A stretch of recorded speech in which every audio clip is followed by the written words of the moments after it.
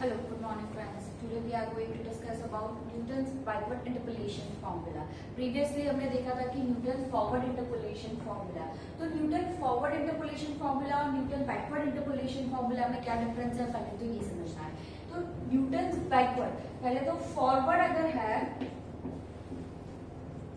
तो वहां पर डेल्टा का यूज होगा और अगर बैकवर्ड है तो वहां पर नेबुला का यूज होगा। तो अब हमें ये देखना है कि फॉरवर्ड और backward Newton's forward interpolation formula में जहां से फॉर्मूला शुरू होता है वो y0 delta y0 del square y0 then del cube y0। जब न्यूटन्स बैकवर्ड इंटरपोलेशन फॉर्मूला आप सॉल्व कर रहे हो तो उसकी वैल्यूज होगी yn, मतलब कि लास्ट वैल्यू कंसीडर करिए। अगर आप Newton forward interpolation formula apply कर रहे हो तो उसमें फर्स्ट वैल्यू कंसीडर करनी है और Newton's backward interpolation formula apply करो तो उसमें लास्ट वैल्यू कंसीडर करनी है। अगर फॉरवर्ड का फॉर्मूला देखें तो होता है f(x) is equal to y0 plus r del y0 plus r into, यहाँ पर एक चेंजेस ये होगा कि यहाँ पर r प्लस 1 कंसीडर करना है बैकवर्ड में और फॉरवर्ड में r माइनस 1 कंसीडर होगा।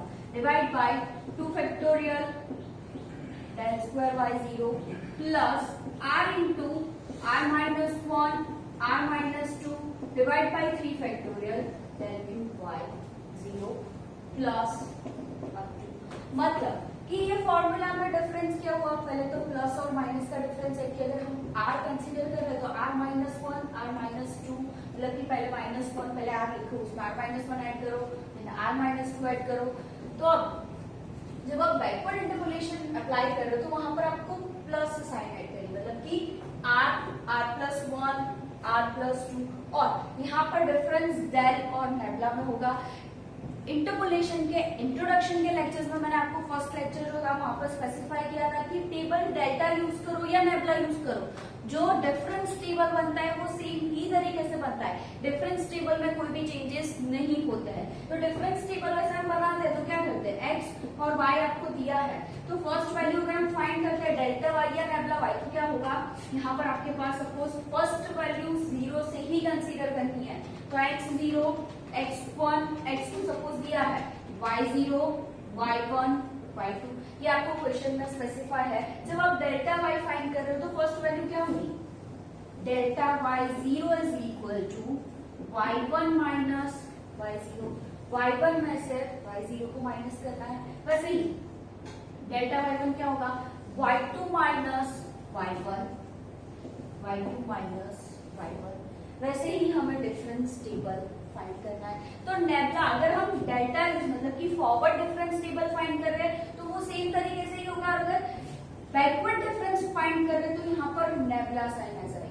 डिफरेंस टेबल सेम तरीके से रहेगा, सिर्फ ये जो नोटेशन है ये चेंज होगा। अगर वैल्यू है तो वैल्यू के आंसर्स सेम ही रहेंगे क्योंकि y1 माइनस y0 ही करना है। पर यहाँ पर जो डेल्टा y0 और डेल्टा y1 है जिसे हम डिनोट करते हैं वो चेंज हो जाएगा, ये हो जाएगा नेबुला y2 क्योंकि हमें नीचे से शुरू करना है। तो ये वैल्यू क्या हो जाएगी, नेबुला y1, क्योंकि अगर हम बैकवर्ड फाइंड करते हैं तो उसमें नीचे की वैल्यू कंसीडर करनी है और अगर फॉरवर्ड फाइंड करते हैं तो ऊपर की वैल्यू जो हमने फॉरवर्ड के एग्जांपल में देखा ही था। तो यहाँ पर हम बैकवर्ड की बात कर रहे हैं तो r माइनस 1 ये फॉरवर्ड के लिए था। अब हम जो देखने वाले हैं वो बैकवर्ड। तो डिफरेंस टेबल वैसे फाइंड कर देना है, ये आप हर बार डिनोट नहीं करोगे तो भी चलेगा, सीधी नीचे की वैल्यूज आप लोगों को फाइंड कर देनी है। तो अब हम देखते हैं कि एग्जाम्पल क्या है। Consider the following tabular values, आपको यहाँ पर वैल्यूज गिवन है। दूसरी चीज इंटरपोलेशन में आपको टेबल मतलब कि वैल्यूज गिवन ही होगी, वहां पर आपको वैल्यू जनरेट करने की जरूरत नहीं पड़ेगी जैसे हम न्यूमेरिकल इंटीग्रेशन में करते थे कि आपको कोई एक इंटीग्रेशन दिया था उसकी लिमिट के बेस पे आप पूरा टेबल क्रिएट कर देते। यहाँ पर आपको वैल्यूज गिवन ही होगी, उसमें आपको कोई चेंज करना नहीं है। अब वो वैल्यूज के ऊपर से अब यहाँ पर डिटरमाइन y ऑफ 300, मतलब कि आपको y ऑफ x दिया है, x की वैल्यू है 300, मतलब कि 300 के लिए आपको y फाइंड करना है using Newton's backward interpolation formula. यहाँ पर आपको स्पेसिफाई किया है कि Newton's backward interpolation formula apply करो। अगर स्पेसिफाई नहीं किया होता और सिर्फ ऐसा लिखा फॉर्मूला। तो हम कौन सा फॉर्मूला अप्लाई करते हैं वो अभी हम देखते हैं।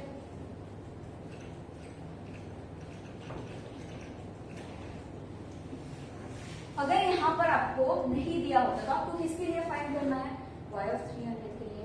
तो अभी आपको ये चेक करना है कि y ऑफ 300 हमें किसके बीच में मिलेगा। तो हम टेबल में चेक करें 50, 100, 150, 200, 250। तो इसका मतलब 300 हमें 250 के बाद ही मिलेगा। मतलब कि वैल्यू जो हमें फाइंड करनी है उसके नियरेस्ट वैल्यू पहले चेक करो। तो अगर जो नियरेस्ट वैल्यू है वो सेंटर से ऊपर है तो न्यूटन फॉरवर्ड इंटरपोलेशन अप्लाई करना है। अगर सेंटर से पीछे वो वैल्यू अगर हमें फाइंड करनी है तो Newton backward interpolation formula apply करना है। ये अगर यहाँ पर स्पेसिफाई नहीं भी किया होता तो इसमें न्यूटन बैकवर्ड इंटरपोलेशन फॉर्मूला ही अप्लाई होता है। क्यों? क्योंकि 300 फाइंड करना है जो 250 के बाद में, तो उसके लिए हमें न्यूटन बैकवर्ड इंटरपोलेशन फॉर्मूला ही यहाँ पर हमें अप्लाई करना पड़ेगा। तो आया समझ में? ये चेक करना है अगर सेंटर से ऊपर हो तो फॉरवर्ड इंटरपोलेशन फॉर्मूला, सेंटर से नीचे हो तो बैकवर्ड इंटरपोलेशन फॉर्मूला।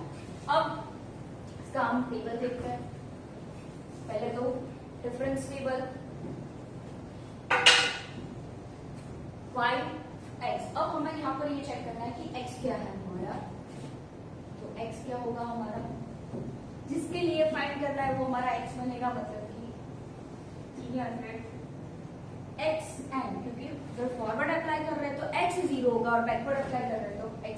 हाँ, यहाँ पर r लिख सकते हो आप, where r is equal to x minus xn divided by h।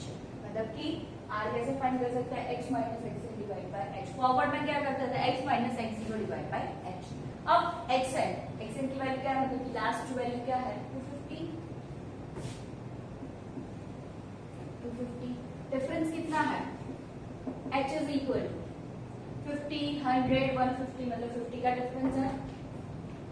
तो r क्या होगा हमारा, x minus xn divide by h। 300 minus 250 divide by 50, मतलब 300 में से 250 माइनस करो तो 50 डिवाइड बाई 50, मतलब इसका आंसर क्या हो जाएगा 1। तो इसका मतलब r हमें यहाँ पर क्या कंसीडर करना है, 1 कंसीडर करना है। अब इसके लिए पहले फॉर्मूला अप्लाई करते हैं कि न्यूटन बैकवर्ड फॉर्मूला क्या है, f of x is equal to yn r into 10 nebula yn। अब फॉरवर्ड और बैकवर्ड में आपको सीधा पता चल जाएगा कि आपको ये जो इंटरवल्स दिए हैं इससे 1 2 3 4 5 p कहां तक जाएगा, रेज टू 4 n माइनस 1 हो जाएगा। मतलब 5 दिया है n इज इक्वल टू, कैसे कंसीडर करना होगा, 4 प्लस 1, मतलब कि कितने होंगे आपको यहाँ पर मिलेंगे 4 टेबल्स। डेल्टा जो आपको फाइंड करना है वो आपको कहां तक फाइंड करना पड़ेगा, 4 तक। अब फॉर्मूला क्या है, y n plus r into nebula yn plus r into r plus 1 by 2 factorial nebula square yn। अब ये कहां तक लिखना है, उसके लिए हमें क्या करना पड़ेगा, डिफरेंस टेबल फाइंड करना पड़ेगा। तो पहले डिफरेंस टेबल फाइंड करते हैं।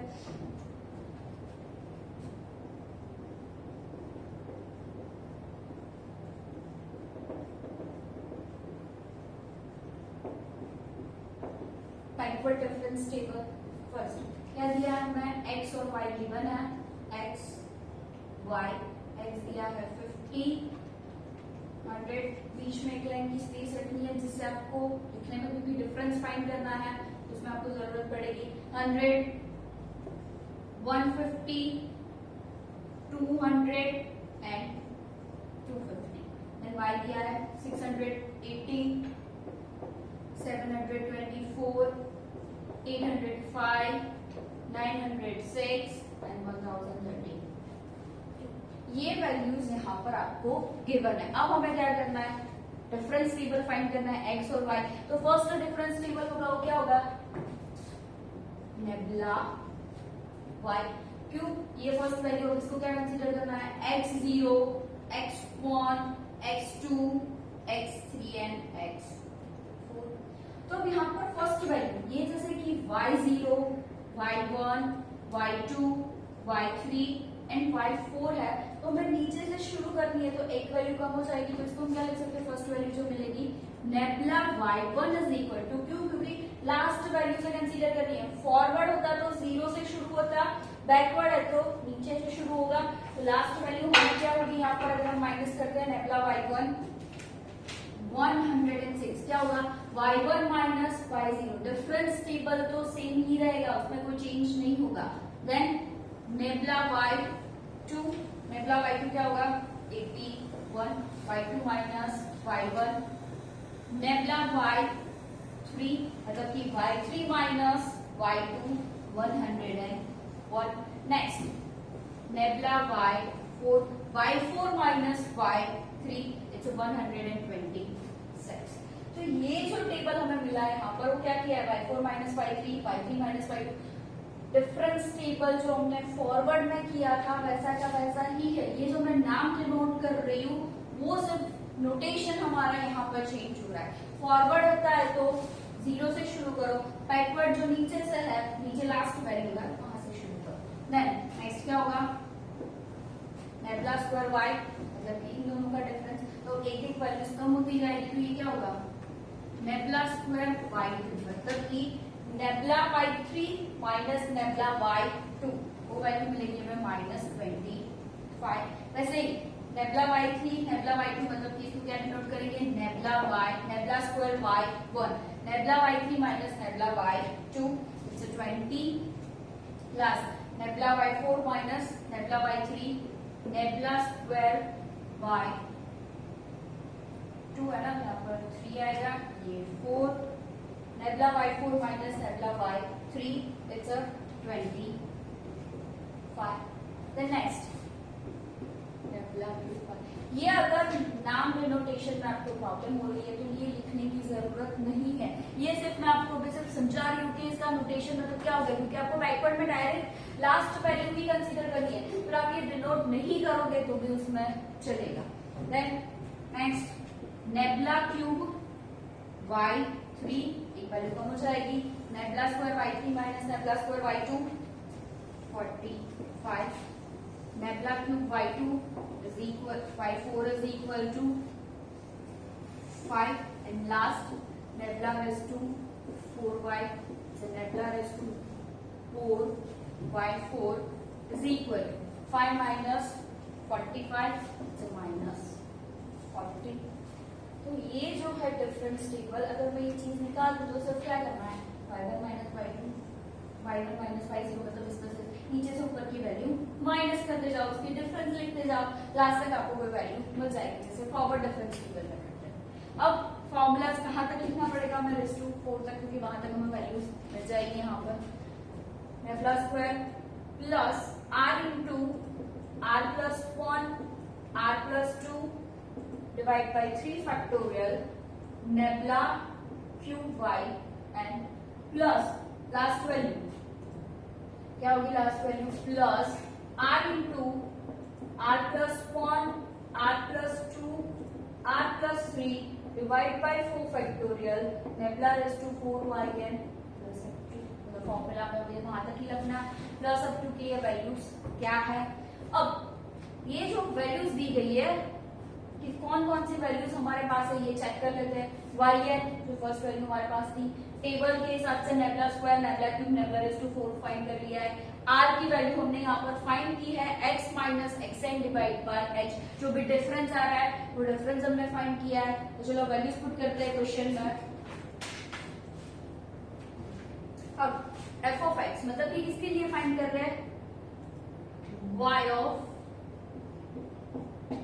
300 के लिए फाइंड कर रहे हैं। फर्स्ट yn मतलब कि हमारी जो लास्ट वैल्यू है वो yn last value 1032 last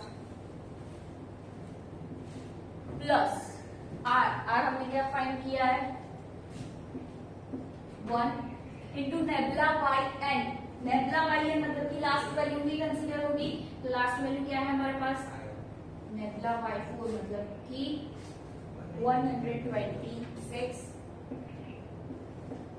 plus r 1 r plus 1 1 plus 1 divide by 2 factorial मतलब 2 मल्टीप्लाई 1 तो डायरेक्टली सकते हैं यहाँ पर into nabla square Y N square में लास्ट वैल्यू कंसीडर करनी है हमें जो हमें दी गई है 25 plus r into r plus 1 r plus 2 r क्या है हमारा यहाँ पर 1 plus 1 and 1 plus 2 divide by 3 factorial 3 multiply 2 multiply 1 6 into nabla cube Y N nabla cube Y N मतलब कि नेबुला 4 में जो लास्ट वैल्यू है वो कंसीडर करनी है 5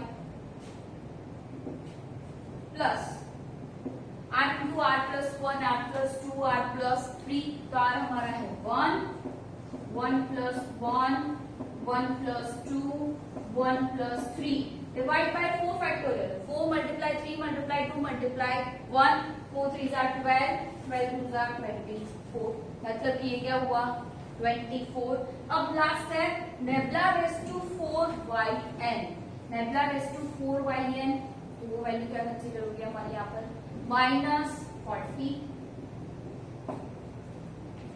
अब इसमें क्या करना है सॉल्यूशन निकालना है स्टेप बाय स्टेप जो भी अब कैलसी में एक ही बार में तो नहीं होगा पर एक एक स्टेप का हो सकता है आप एक ही साथ में करो पहले इसका मल्टीप्लिकेशन कर लो फिर ये सॉल्व कर दो फिर थर्ड टर्म फिर फोर्थ टर्म वैसे ही इंडिविजुअल करके इंडिविजुअल करोगे तो प्रॉब्लम क्या नहीं होगी कि पॉइंट के पीछे ये जो भी डेसिमल आता है ना उसमें आपको कोई प्रॉब्लम नहीं होगी क्योंकि वो हमें 4 डेसिमल तक कंसीडर करना है तो वो हमें यहाँ पर ध्यान रखना है कि 4 डेसिमल तक आ रहे हैं कि नहीं 1032 देन इसका मल्टीप्लिकेशन क्या होगा 126 प्लस इसका क्या होगा 25 प्लस इसका सॉल्यूशन करेंगे तो मिलेगा 5 एंड लास्ट जो आंसर है उसका सॉल्यूशन मिलेगा -1 अब इसको सॉल्व करते हैं 1140 मैं यहाँ पर डायरेक्टली आंसर लिख रही हूँ आपको ये ध्यान रखना है कि ये जो आंसर मिल रहा है अब यहाँ पर पॉइंट की प्रॉब्लम नहीं है तो आप एक ही साथ में कैलसी में करोगे तो उसमें कोई प्रॉब्लम नहीं होगी पर अगर पॉइंट वाली वैल्यूज आ रही है तो आपको step by step values find करनी है क्योंकि स्टेप बाय स्टेप जितना करोगे ना उतनी क्वेरी कम आएगी आपकी डायरेक्टली सीधा सॉल्यूशन करने जाओगे पॉइंट में अगर आपको बुक में जैसा आंसर दिया है वैसा ही परफेक्ट आपको आंसर चाहिए तो उसके लिए स्टेप बाय स्टेप आपको जाना ही पड़ेगा तो ही आपको परफेक्ट पॉइंट का भी डिफरेंस नहीं मिलेगा क्योंकि काफी मैंने देखे एग्जांपल्स जिसमें मतलब आप लोग ये मिस्टेक कर रहे हो कि पॉइंट में भी आपके बहुत वेरिएशंस आ रहे हैं वर्कशीट जो आप चेक कर रहे हो उसमें आप जो सॉल्व कर रहे हो उसमें वेरिएशन पॉइंट के बहुत ही ज्यादा आ रहे हैं तो आपको ये चीज यहाँ पर ज्यादा ध्यान देनी है नेक्स्ट एक इसका आंसर मिला हमें y ऑफ 300 के लिए y ऑफ 300 के लिए क्या आंसर मिल रहा है 1148 ये हमने जो देखा वो क्या था न्यूटन्स बैकवर्ड इंटरपोलेशन फॉर्मूला तो न्यूटन्स बैकवर्ड और फॉरवर्ड में इतना ही डिफरेंस है कि यहाँ पर r+1 कंसीडर करना है बैकवर्ड में और फॉरवर्ड में क्या करना है माइनस कंसीडर करना है दूसरी चीज जैसे कि हमने टेबल फाइंड किया टेबल सेम तरीके से रहेगा फॉरवर्ड फाइंड करो या बैकवर्ड पर फॉरवर्ड हो ना तो सीधी ऊपर की वैल्यूज कंसीडर कर लो बैकवर्ड है तो सीधा नीचे की वैल्यू हाँ ध्यान आपको यहाँ पर रखना है कि आप किसके लिए फाइंड कर रहे हो यहाँ पर तो स्पेसिफाई किया इसलिए आपको पता चल गया कि बैकवर्ड पर ये ध्यान रखना है कि अगर जिसके लिए वैल्यू फाइंड करनी है जो भी वो सेंटर से अगर ऊपर जा रही है तो फॉरवर्ड अप्लाई करो सेंटर से नीचे जा रही है तो उसमें बैकवर्ड अप्लाई करो और इन दोनों मेथड में कोई भी ज्यादा डिफरेंस नहीं है हाँ इसके बाद नेक्स्ट लेक्चर में मैं आपको दोनों का फॉरवर्ड और बैकवर्ड एक ही एग्जांपल में आप फॉरवर्ड और बैकवर्ड भी कैसे अप्लाई कर सकते हो क्योंकि आपको वैल्यू अगर डिफरेंस दी है तो उसके लिए आपको फॉरवर्ड और बैकवर्ड फाइंड करना पड़ेगा अगर 300 यहाँ पर अगर मुझे 57 दिया होता तो आपको क्या करना पड़ता उसके लिए आपको फॉरवर्ड अप्लाई करना भले ही 300 है पर इसके साथ अगर मुझे ऐसा भी बोला होता कि y ऑफ 57 के लिए फाइंड करो तो उसके लिए मुझे क्या अप्लाई करना पड़ता न्यूटन फॉरवर्ड इंटरपोलेशन फॉर्मूला तो ही मुझे उसका परफेक्ट आंसर मिलता तो ये दोनों में डिफरेंस रहेगा कि सेंटर से ऊपर जा रहा है तो फॉरवर्ड सेंटर से नीचे जा रहा है तो बैक दोनों फॉर्मूला सेम ही है याद क्या रखना है इसमें लास्ट वैल्यू कंसीडर करते जाओ उसमें फर्स्ट वैल्यू मतलब कि y0 delta Y 0, delta square Y 0, delta cube Y 0। यहाँ पर लैम्डा कंसीडर होगा, डेल्टा की जगह से सिंबल में चेंज आ रहा है, डेल्टा की जगह लैम्डा है, फर्स्ट वैल्यू की जगह लास्ट वैल्यू। दूसरी चीज आर में भी ध्यान रखना है, अगर फॉरवर्ड है तो x minus x0 divide by h और बैकवर्ड है तो x minus xn divide by h। I hope आप लोगों को ये मेथड में समझ आया होगा। Thank you so much, have a nice day.